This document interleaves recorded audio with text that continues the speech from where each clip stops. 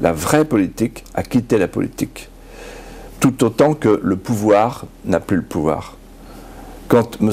Hollande nous dit voilà ce qu'on va faire demain, il ment. Il ment. Comme Sarkozy. Pourquoi? Parce que depuis 30 ans, depuis le traité de Maastricht, ils ont remis leur pouvoir. Un bout à Washington, un bout à Bruxelles, un bout à Francfort, un bout à Genève. La potestas, le pouvoir de gouverner, a été remis à Bruxelles.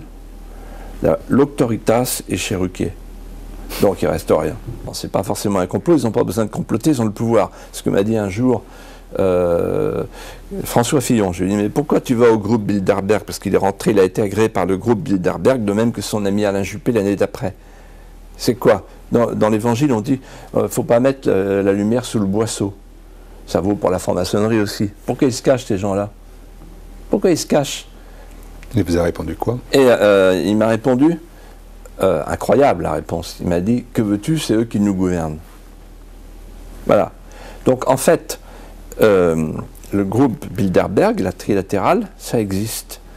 Alors, la différence entre moi et beaucoup d'autres, c'est beaucoup de gens disent, ah, c'est le complot, la conspiration mondiale. Non, mais non, ils ont le pouvoir. Ils ont le pouvoir. Et là, il parlait de quoi? C'est pas une conversation, là. Il disait, voilà les objectifs. Et parmi les objectifs, ce jour-là, en 2007, il y avait le fameux traité transatlantique. Et ce traité transatlantique qui se prépare, c'est un traité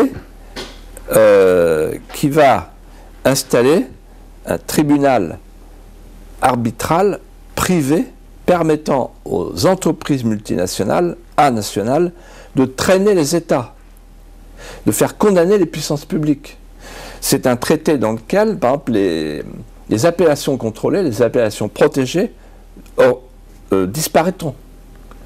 Et on nous imposera le poulet, le javel, etc. Donc en fait, c'est un traité qui va faire découvrir ce qu'est le fameux rêve européen. Le rêve européen n'était pas de construire une nation nouvelle à la place des nations défuntes à Maastricht.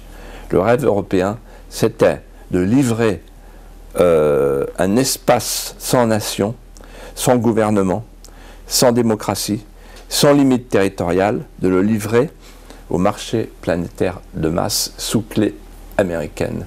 Et quand on disait ça, nous les conscrits de Maastricht, des gens comme Séguin, Pasqua, Chevènement et Le Pen, on nous disait vous êtes des menteurs, vous exagérez. En fait, on était en dessous de la réalité.